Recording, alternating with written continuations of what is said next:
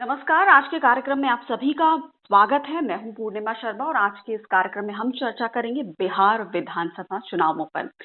बिहार जो कि तीसरा सबसे बड़ा राज्य है पॉपुलेशन के लिहाज से और 13वां 12वां सबसे बड़ा राज्य है क्षेत्रफल के लिहाज से भारत में। एक तरफ इसके उत्तर प्रदेश है, एक तरफ नेपाल है, एक तरफ वेस्ट बंगाल है और दक्षिण में झारखंड है। बिहार को दो भागों में बांटती है। एक तरह से लगभग गंगा नदी बीचों बीच से गुजरती है। आज हम बिहार की राजनीति पर चर्चा करेंगे कि किस तरह से परिस्थितियां बन रही हैं, क्या समीकरण बन रहे हैं, कौन से मुख्य मुद्दे हैं इस बार विधानसभा चुनावों में और क्यों गठबंधन एक मजबूरी है। इस पर बातचीत करने के लिए हमारे साथ मौजूद हैं संजय कुमार जी, सीएसटीएस में प्रोफेसर हैं। बहुत बहुत स्वागत है संजय जी आपका हमारे कार्यक्रम में। धन्यवाद पूर्णिमा जी। तो संजय जी, बिहार विधानसभा चुनावों की हम बात करें तो इस बार मुख्य मुद्दे क्या हैं और क्यों आपको लगता है कि गठबंधन एक सफलता की कुंजी रहेगा या दलों के लिए मजबूरी भी है। देखिए, बिहार की राजनीति को अगर आप गौर से देखें, बिहार की राजनीति में कई पार्टियां हैं जो चुनाव लड़ती हैं। तीन मुख्य पार्टियां हैं। कम से कम पिछले 3 दशक में तो तीन मुख्य पार्टियां जेडीयू है, आरजेडी है और बीजेपी है। लेकिन ये तीन मुख्य पार्टियों के पास इतना जनाधार नहीं है कि वो अकेले दम पर चुनाव जीत सके। अपने सबसे अच्छे चुनावी प्रदर्शन में भी इन पार्टियों ने तकरीबन 24 से 25% वोट हासिल किए। जेडीयू को तो कभी भी शायद 20% से ज्यादा वोट नहीं आए। तो ये तीन मुख्य पार्टियों के पास कुल मिलाकर के 2/3 वोट ही रहता है, तीनों पार्टियों को मिला के। इनके अलावा दो ऐसी पार्टियां हैं जिनका अपना प्रभाव तो है, लेकिन उनका प्रभाव काफी कम है। और मैं जिक्र करना चाहूंगा चिराग पासवान, जिसके आजकल नेता हैं। पहले रामविलास पासवान बड़े नेता हुआ करते थे लोक जनशक्ति पार्टी की। इनका जनाधार तकरीबन 10% का है। और इसी तरह से कांग्रेस एक जमाने में बड़ी पार्टी होती थी, बड़ी कई बार उन्होंने बिहार में सरकार बनाई, लेकिन आज वो पार्टी भी 7, 8, 10% की पार्टी रह गई है। तो 65, 66% वोट इन तीन पार्टियों के पास है और तकरीबन 20% वोट इन दो पार्टियों के पास होता है। इसके अलावा बिहार में और तमाम तरह की पार्टियां हैं। पप्पू यादव की अपनी पार्टी है, उपेंद्र कुशवाहा की अपनी पार्टी है, जीतन राम मांझी की अपनी पार्टी है, हिंदुस्तान अवाम मोर्चा। और पिछले कुछ सालों में एक नई पार्टी विकासशील इंसाफ पार्टी, जिसके नेता मुकेश साहनी है, उनकी अपनी पार्टी है। ये सब पार्टियों का थोड़ा थोड़ा जनाधार है। किसी के पास 2-3% वोट, किसी के पास 4% वोट। ऐसी स्थिति में किसी भी पार्टी के लिए अपने दम पर बहुमत लाना संभव नहीं है। पार्टियां जब चुनाव लड़ती हैं तो पार्टी की हमेशा इच्छा होती है कि वो सरकार बनाए, और सरकार बनाने की मजबूरी ही गठबंधन को जन्म देती है। और सरकार बनाने की लालसा में ये पार्टियां एक दूसरे से हाथ मिलाते हैं। और आजकल तो हाथ मिलाने में आइडियोलॉजिकल मतभेद को भी भूल जाती हैं पार्टियां। तो बिहार की राजनीति में यही वजह है, जो पॉलिटिकल पोलराइजेशन, इतना शार्प पॉलिटिकल पोलराइजेशन है, प्लूरैलिटी, जिसकी वजह से पार्टियों को मिलकर सरकार बनाना पड़ता है। और गठबंधन की सरकार बिहार में पिछले 3 दशक में ताबीज रही है। जी, तो 3 दशक की आप बात कर रहे हैं कि गठबंधन की ही सरकार बिहार में हमने देखी है। इसके अलावा अगर हम जिस तरह आपने एलजेपी की बात करी, तो रामविलास पासवान जी के जाने के बाद चिराग पासवान के लिए क्या ये चुनाव बहुत चुनौतीपूर्ण रहने वाला है? बिल्कुल चुनौतीपूर्ण रहने वाला है। एक तो रामविलास पासवान अब हमारे बीच नहीं है। सिर्फ एक बड़े नेता थे एलजेपी के, तो उनकी कमी तो जरूर महसूस होगी पार्टी को, चिराग पासवान को खासकर। चिराग पासवान के कंधे पर चुनाव का पूरा प्रचार प्रसार उन्हें उठाना पड़ेगा। दूसरी चुनौती है चिराग पासवान के सामने और एलजेपी के सामने, उन्होंने एनडीए से अपना गठबंधन तोड़ लिया है। एनडीए से गठबंधन अगर होता तो एक दूसरे का हाथ मिलाकर बीजेपी के साथ और जेडीयू के साथ वो चुनाव लड़ते, और ऐसे में शायद उनकी स्थिति मजबूत होती। लेकिन सीटों के बंटवारे के मतभेद और कुछ अन्य मतभेदों के कारण चिराग पासवान ने ये निर्णय लिया कि उनकी पार्टी लोजपा इस बार अकेले चुनाव लड़ेगी। तो अगर अकेले आप चुनाव लड़ रहे हैं तो आपके सामने कई तरह की चुनौती है, आपको कई पार्टियों का मुकाबला करना है। अगर आप गठबंधन के पार्ट होते तो आपको एक विपक्ष आपके खिलाफ कम होता। तो इस तरह की चुनौती जरूर है इस बार चिराग पासवान के सामने। वो 100, 150, 200 सीटों में अपने उम्मीदवार खड़े करने वाले हैं। तो तमाम तरह की चुनौतियां चिराग पासवान के सामने इन चुनाव में है। जी। रामविलास पासवान जी के लिए कहा जाता था कि वो चुनावी मौसम के विशेषज्ञ और समझे जाते थे कि कौन सी पार्टी का पलड़ा भारी है ये उनको समझ में आता था। उसी तरफ वो लेते थे। लेकिन अब बेटे के हाथ में कमान है, तो एलजेपी पार्टी की अगर हम बात करें तो इन चुनावों में एलजेपी कितनी अहम है? एलजेपी की एक महत्वपूर्ण भूमिका है इन चुनाव में। इन चुनाव में ही क्यों, पिछले चुनाव में भी उनकी महत्वपूर्ण भूमिका रही है और इसकी वजह बहुत साफ है। एलजेपी एक तरह से दलित लोगों का नेतृत्व करती है, उनका प्रतिनिधित्व करती है। दलित मतदाताओं की संख्या बिहार की आबादी में तकरीबन 15 से 16% है। रामविलास पासवान बिहार के एक तरह से अनडिस्प्यूटेड दलित नेता रहे थे। जिस जाति से वो आते थे, धानुक जाति से, उनकी तो बड़ी संख्या में उन्हें वोट मिलती थी, बट दूसरी जो दलित जातियां थी उनका भी वोट बड़ी संख्या में रामविलास पासवान के खाते में जाता था।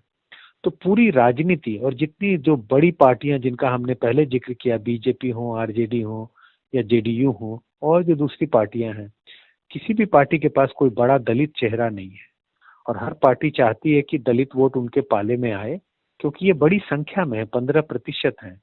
इस वजह से रामविलास पासवान की उनकी अपनी पहचान रही है बिहार की राजनीति में और एलजेपी को अपने पाले में लाने के लिए सभी पार्टियों ने पहले प्रयास किया है। कभी एक दो ही चुनाव ऐसे रहे जब एलजेपी ने अपने दम पर चुनाव लड़ा, वो 2005 की फरवरी और अक्टूबर का चुनाव था। अगर इन दो चुनावों को छोड़ दें तो इसके अलावा हर चुनाव में बड़ी पार्टियों ने यह कोशिश की एलजेपी उनके साथ गठबंधन बनाए, दलित वोट उनके पक्ष में आए, जिससे जीत हार का जो फासला होता है वो कम करने में सफल हो और उनकी पार्टियों की कोशिश रहती है कि इन वोटों के बदौलत ही शायद उन्हें चुनाव में जीत हासिल हो। जी। अगर गठबंधन की बात करें तो क्या ये चुनाव खास तौर से आरजेडी और कांग्रेस के लिए क्यों बहुत महत्वपूर्ण है? लालू प्रसाद यादव की राजनीतिक सर्वाइवल की लड़ाई है क्या ये? क्या इसमें तेजस्वी यादव के नेतृत्व की परीक्षा भी होगी? बिल्कुल तेजस्वी यादव के लिए नेतृत्व की परीक्षा है, क्योंकि लालू यादव जेल में है। उम्मीद है उन्हें शायद पैरोल पे छोड़ा जाए और वो चुनाव में प्रचार कर सके, लेकिन फिर भी एक शीर्ष नेता होने के कारण, पार्टी के अध्यक्ष होने के कारण दारोमदार सारा तेजस्वी यादव पर होगा, तो उनके सामने एक बड़ी चुनौती होगी।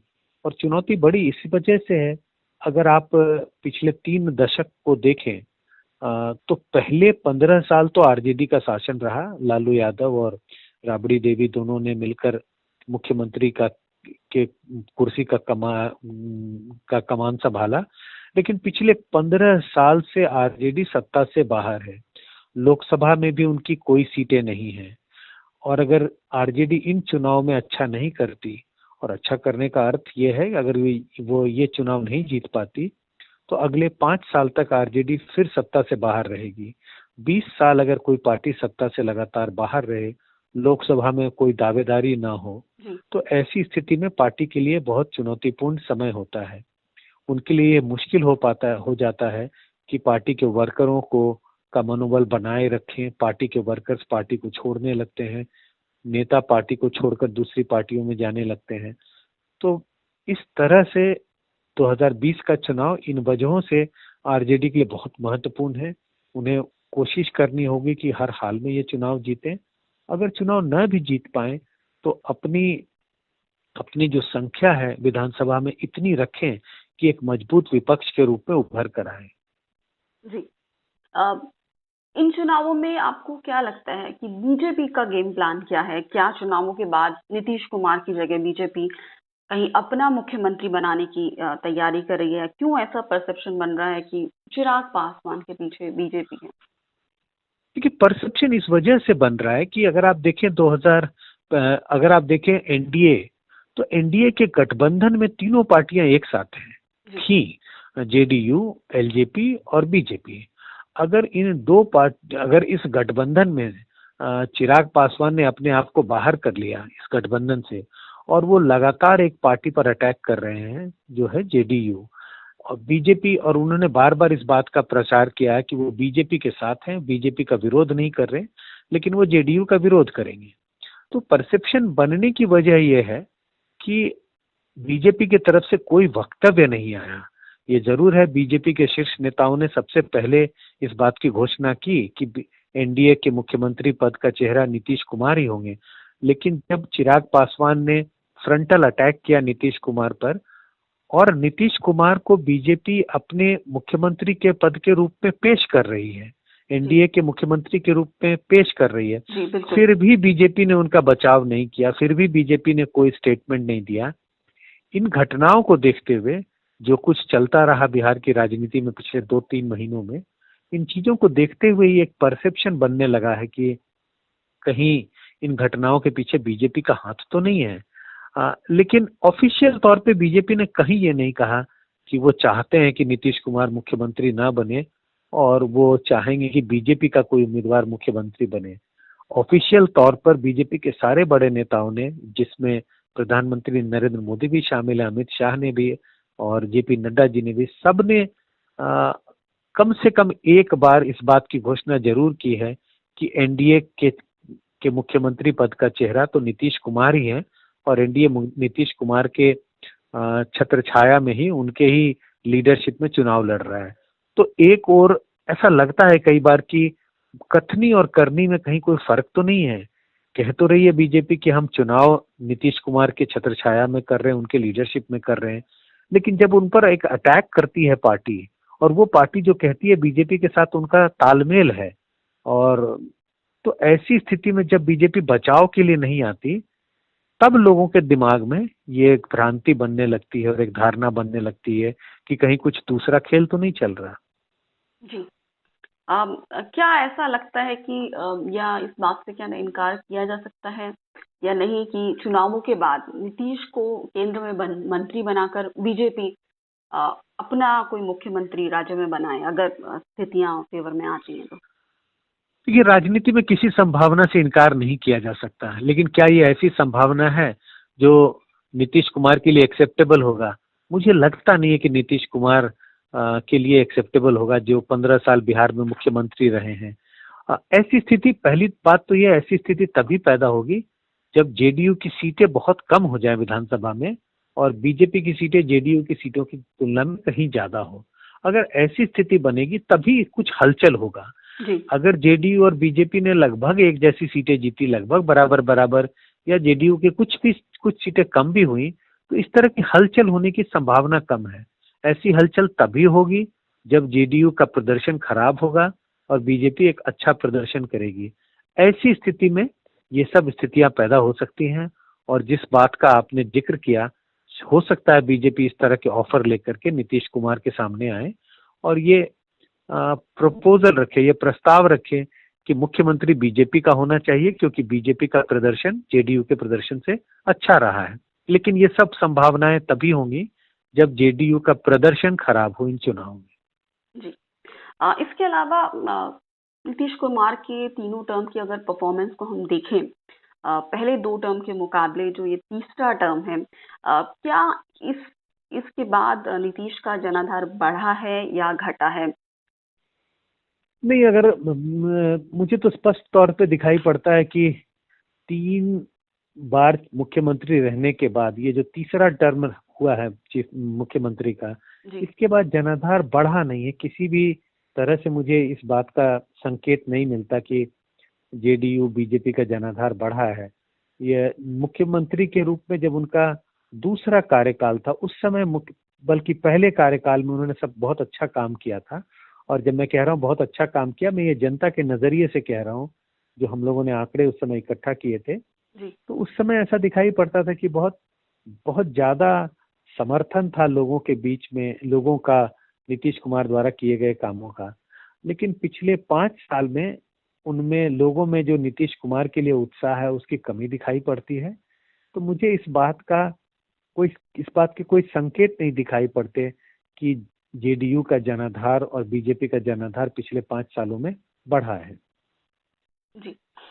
इसके अलावा क्या आपको लगता है कि चाहे जेडीयू की बात करें, चाहे बीजेपी की बात करें, अ, या फिर आरजेडी की बात करें, अपने जो वो वोटर्स हैं, ट्रेडिशनल वोटर्स हैं, उन्हीं के भरोसे रहे, नए वोटर्स को आकर्षित करने की इन पार्टियों ने कोई कोशिश नहीं की?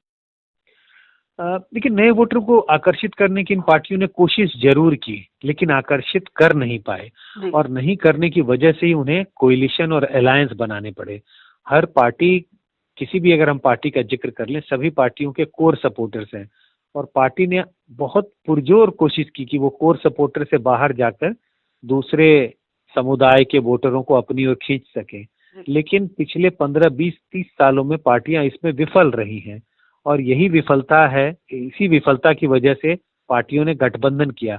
किसी भी पार्टी के लिए अगर यह संभव हो पाता कि वो दूसरी पार्टी के वोटरों को अपनी ओर खींच सके, दूसरे समुदाय में अपनी पैठ बना सके, तो पार्टियों को गठबंधन की जरूरत नहीं पड़ती। जी। बिहार के इन चुनावों में क्या मुख्य मुद्दे बन रहे हैं? क्या आप ऐसा देख रहे हैं कि नीतीश के खिलाफ कहीं एंटी इनकम्बेंसी फैक्टर है? एंटी इनकम्बेंसी फैक्टर तो जरूर है, लेकिन क्या ये इतना स्ट्रांग है कि नीतीश कुमार को सीरियस मुश्किल में डाल दे? मुझे ऐसा नहीं लगता कि इतना इतना स्ट्रांग एंटी इनकम्बेंसी है जिससे नीतीश कुमार को सीरियस मुश्किल का सामना करना पड़े। निराशा जरूर है लोगों के बीच में, युवाओं के बीच में कुछ निराशा है। नीतीश कुमार 15 साल से मुख्यमंत्री हैं, और एक पूरा युवा वर्ग है जिन्होंने मुख्यमंत्री के तौर पे सिर्फ नीतीश कुमार को देखा है। उनमें ऐसी अपेक्षा होने लगी है कि अब शायद बदलाव का समय है और किसी दूसरे को मुख्यमंत्री के रूप में देखना चाहिए। लेकिन ये फीलिंग इतना स्ट्रांग नहीं है, और इसके फीलिंग के इतने स्ट्रांग नहीं होने की वजह ये है, जब वो विकल्प देखते हैं, जब वो विकल्प तलाशने लगते हैं, तो उन्हें कोई अच्छा विकल्प नहीं दिखाई पड़ता। तो कुल मिलाकर के जो थोड़ी बहुत एंग्जाइटी, नाराजगी, बहुत स्ट्रांग नाराजगी तो नहीं दिखाई पड़ती नीतीश कुमार के खिलाफ, लेकिन जो थोड़ी बहुत एंग्जाइटी और जो निराशा जो दिखती है, कुल मिलाकर के इसके बावजूद, इस निराशा के बावजूद, मुझे लगता है इन चुनाव में भी बड़ी संख्या में वोटर नीतीश कुमार लेड गठबंधन, जो एनडीए गठबंधन है, उनको वोट करेंगे। तो निराशा थोड़ी है, लेकिन इतनी नहीं कि बिल्कुल तख्ता पलट हो जाए और नीतीश कुमार के लिए बहुत मुश्किल की घड़ी हो जाए। जी। क्योंकि आम तौर पर ये देखा गया है कि लोकसभा चुनावों के बाद विधानसभा चुनावों में एनडीए गठबंधन के वोटों में 10% तक की गिरावट आई है। क्या ये ट्रेंड बिहार में भी दिखाई दे सकता है? क्या इसका असर नतीजों पर पड़ सकता है?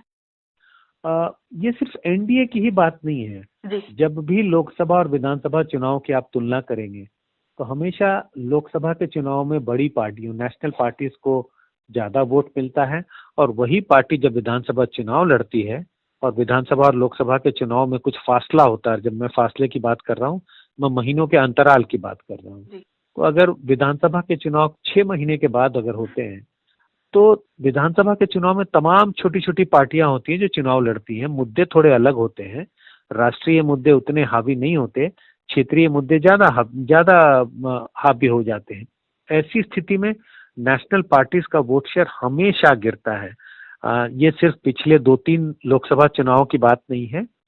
जिस वक्त यूपीए की सरकार थी, 2004 के चुनाव और 2009 के चुनाव के बाद भी, अगर आप देखें कि उन चुनावों को जीतने के बाद भी अगर जब विधानसभा के चुनाव हुए, तो कांग्रेस के वोटों का में गिरावट आती है। तो ये हर पार्टी के लिए लागू है। नेशनल पार्टियों को का वोट जब स्टेट असेंबली इलेक्शन होता है, उसमें लोकसभा के वोट की तुलना में हमेशा कम होता है। पिछले दिनों ये झारखंड में देखने को मिला, ये हरियाणा में देखने को मिला, ये महाराष्ट्र में देखने को मिला बीजेपी के लिए, और मैं उम्मीद करता हूं कि बिहार में भी ऐसी स्थिति होगी कि जितना वोट बीजेपी जेडीयू गठबंधन को लोकसभा में मिला था, उससे कम आएगा। लेकिन इस गिरावट के बावजूद बीजेपी जेडीयू गठबंधन सबसे आगे रहेगा। इसकी वजह साफ है, एंटी एनडीए वोट बटा हुआ दिखाई पड़ता है। एक तरफ कांग्रेस और आरजेडी का गठबंधन है, जिनके साथ लेफ्ट की तमाम पार्टियां भी जुड़ी हैं। इसके बावजूद एक छोटा सा गठबंधन और बना है, जिसमें एमआईएम है, पप्पू यादव की पार्टी है, और उपेंद्र कुशवाहा की पार्टी है। इन तीनों ने मिलकर एक छोटा गठबंधन और बनाया है। तो एनडीए के खिलाफ जो वोट हैं वो बटे हुए दिखाई पड़ते हैं। तो इस वजह से वोटों की गिरावट के बावजूद एनडीए का प्रदर्शन अच्छा होने की संभावना बनी हुई है। जी, तो आपका कहना है कि अगर सफलता के लिए जिन दो दलों का गठबंधन अहम है वो जेडीयू और बीजेपी हैं, और इसके अलावा फ्रंट रनर आप इन्हें मान रहे हैं चुनावों में बिहार के? जैसा मैंने पहले जिक्र किया, अगर बिहार की तीन बड़ी पार्टियों को देखें, जिसमें जेडीयू है, आरजेडी है और बीजेपी है, और ये बड़ी पार्टियां वोट जनाधार के आधार पर हैं। तीनों पार्टियों को तकरीबन 20, 22, 25% वोट मिलते हैं। जिन भी दो पार्टियों का गठबंधन बिहार के चुनाव में हो जाएगा, वो गठबंधन दूसरे पार्टियों या दूसरे गठबंधन से आगे रहेगा। 2015 के चुनाव की अगर आप बात करें और याद करें उस समय, तो नीतीश कुमार ने बीजेपी का दामन छोड़ लालू यादव का हाथ जी, से हाथ मिलाया था, और उस वक्त महागठबंधन बना था और इस महागठबंधन ने बीजेपी को पछाड़ दिया था। इन चुनाव में नीतीश कुमार ने बीजेपी का दामन थामा है, बीजेपी के साथ आए हैं। तो निश्चित रूप से जेडीयू और बीजेपी का गठबंधन दूसरे गठबंधन या दूसरी पार्टियों से आगे है। जिन भी जो जब भी दो पार्टियां, इन तीनों में से दो पार्टियां हाथ मिलाएंगी, वो गठबंधन दूसरे गठबंधन से आगे होगा। जी। अब तो क्या अगर ये चुनाव त्रिकोणीय होता है या बहुकोणीय होता है, तो मुकाबला ये एनडीए की जीत ही सुनिश्चित करेगा। क्या इससे एनडीए को वॉक ओवर भी मिल सकता है? वॉक ओवर कहना तो मुश्किल है। वॉक ओवर तो हम तब कहते हैं जब बिल्कुल दूसरी पार्टियां ध्वस्त हो जाएं या जी। चुनाव ही नहीं लड़ रही हो। हम्म, चुनाव तो दूसरी पार्टियां लड़ रही हैं, वो भी अपनी कमर कस रहे हैं, वो भी कोशिश कर रहे हैं कि गठबंधन को मजबूत किया जाए। लेकिन ये जरूर है, ऐसा प्रतीत हो रहा है कि एंटी एनडीए वोट बिखरे हुए दिख रहे हैं। कम से कम एनडीए के खिलाफ दो गठबंधन शामिल हैं। ऐसी स्थिति में एनडीए की स्थिति और मजबूत होती हुई दिखाई पड़ती है। अगर एनडीए के खिलाफ सारी पार्टियां एकजुट हो जाती, तब तो चुनाव में कोई मुकाबला होता और जो एनडीए के खिलाफ गठबंधन है वो एनडीए को करारा टक्कर देती। लेकिन चूंकि एनडीए के खिलाफ जो वोट है, जो एंटी एनडीए वोट है, वो बिखरे हुए हैं। जी। जितना बिखराव होगा एंटी एनडीए वोट में, उतना ही फायदा एनडीए को होगा। जी। अब इन चुनावों में क्या आपको लगता है कि प्रधानमंत्री का जादू चलेगा, या फिर स्थानीय मुद्दे इतने हावी हैं कि वो ज्यादा फोकस में रहेंगे? हाँ, ये दो चीजों की तुलना की नहीं जा सकती। ये तो वैसी ही बात हो गई कि जी। आइसक्रीम पसंद है या आम पसंद है। किसी व्यक्ति को दोनों पसंद हो सकता है, किसी व्यक्ति को दोनों जी। नापसंद हो सकता है। तो प्रधानमंत्री मोदी हैं तो पॉपुलर थे और पॉपुलर हैं, और इन चुनाव में भी उनकी पॉपुलैरिटी बरकरार होगी। लेकिन लोग प्रधानमंत्री के रूप में नरेंद्र मोदी को पसंद करते रहेंगे, और बिहार की जनता इन चुनाव में भी पसंद करेगी। लेकिन साथ ही साथ बिहार की जनता ये भी सोचेगी कि प्रधानमंत्री पॉपुलर हैं, बड़े नेता हैं, लेकिन क्या बिहार की राजनीति के लिए हमें प्रधानमंत्री को वोट देना चाहिए या ऐसे नेता को वोट देना चाहिए जो हमारा मुख्यमंत्री बनेगा, जो हमारे स्टेट के विकास के लिए एक रोल प्ले करेगा। आप देखें, अगर हरियाणा के चुनाव को देखें या झारखंड के चुनाव को देखें या दिल्ली के चुनाव को देखें, ये ऐसे राज्य नहीं है जहां प्रधानमंत्री मोदी की पॉपुलैरिटी नहीं है। दिल्ली में प्रधानमंत्री काफी पॉपुलर है, हरियाणा में भी प्रधानमंत्री मोदी काफी पॉपुलर रहे, और कोई वजह नहीं है, हमारे सारे आंकड़े ये बताते हैं कि झारखंड में भी प्रधानमंत्री मोदी की पॉपुलैरिटी बहुत थी। लेकिन लोगों ने जब वोट दिया, तो दो अलग अलग लोग चीजों को देख रहे थे। जब प्रधानमंत्री मोदी की बात हो रही है तो उनका समर्थन करते हैं, लेकिन जैसे ही राज्य की सरकार चुनने की बात आती है, राज्य की सरकार के लिए वोट देने की बात आती है, और ये सोचना होता है कि राज्य का मुख्यमंत्री किसे बनाना है, तो उनके वोट देने का जो कंसिडरेशन है, जो आधार है, वो बदल जाता है, और वो प्रधानमंत्री मोदी की पॉपुलैरिटी को देखकर वोट नहीं देते। तो प्रधानमंत्री मोदी को पॉपुलर तो समझते हैं, उनको मानते हैं एक बड़े नेता हैं, बड़े अच्छे प्रधानमंत्री हैं, लेकिन साथ ही साथ वोटर इस बात को ध्यान में रखकर वोट देता है कि उनके राज्य के लिए कौन अच्छा नेता होगा। बिहार में भी कमोबेश ऐसी स्थिति है। ये जरूर है कि प्रधानमंत्री मोदी की पार्टी बीजेपी ऐसे गठबंधन का पार्ट है जो गठबंधन ऑलरेडी फ्रंट रनर मुझे दिखाई पड़ती है। लेकिन प्रधानमंत्री मोदी को ध्यान में रखकर वोट दे रहे होंगे लोग, मुझे ऐसा दिखता नहीं है। जैसा कि दूसरे, और इसकी वजह बहुत साफ है, दूसरे राज्यों में भी ऐसा दिखाई नहीं पड़ा। बट इसका मतलब ये नहीं कि बीजेपी अच्छा प्रदर्शन नहीं करेगी, बीजेपी फिर भी अच्छा प्रदर्शन करेगी। लेकिन लोग बीजेपी को वोट इसी के लिए सिर्फ नहीं देंगे क्योंकि प्रधानमंत्री मोदी कैंपेन कर रहे हैं, प्रधानमंत्री मोदी प्रचार कर रहे हैं। जी। मेरा आखिरी सवाल आपसे यही होगा कि क्या ऐसा लगता है कि महाराष्ट्र की तरह बिहार में भी नतीजों के बाद ये तय होगा कि किसकी सरकार बनेगी, यानी नतीजों के बाद नए गठबंधन की भी संभावना है? आप क्या सोचते हैं? सरकार किसकी बनेगी इसके ये तय तो नतीजों के बाद ही होता है। लेकिन हाँ, ये जरूर है कि इसकी संभावना कितनी है कि लोग वोट किसी को देंगे और सरकार किसी और की बन सकती है। और मैं जिक्र कर रहा हूँ कि चिराग पासवान अलग से चुनाव लड़ रहे हैं और एक टैसिट अंडरस्टैंडिंग का मामला लोग समझ रहे हैं कि ऐसी बीजेपी के साथ कुछ अंदरूनी अंदरूनी घालमेल चल रहा है। इसकी संभावना बनी रहेगी, लेकिन ये तभी होगी जब बीजेपी जेडीयू गठबंधन को अगर मेजॉरिटी नहीं मिला, अगर इन दोनों को मेजॉरिटी आ गया, तब तो इसकी संभावना बिल्कुल शून्य है कि लोगों ने वोट किसी के लिए दिया और सरकार किसी की बनी।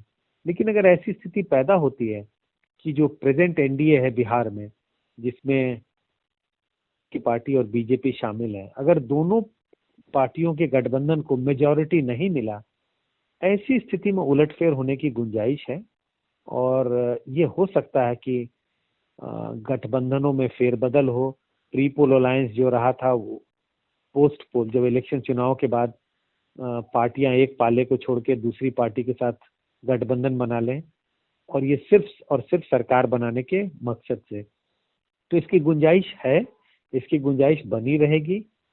लेकिन ये एक बहुत बड़ा प्रश्न चिन्ह लगा हुआ है। ये तभी होगा जब बीजेपी जेडीयू गठबंधन को मेजॉरिटी नहीं आएगा। अगर इन दोनों पार्टियों को मेजॉरिटी आ गया तो इसकी संभावना मेरे समझ से शून्य है। जी, बहुत बहुत शुक्रिया संजय कुमार जी, प्रोफेसर CSTS, हमसे बात करने के लिए और बिहार विधानसभा चुनावों पर अपने विश्लेषण को हमसे साझा करने के लिए शुक्रिया। धन्यवाद। ठीक है।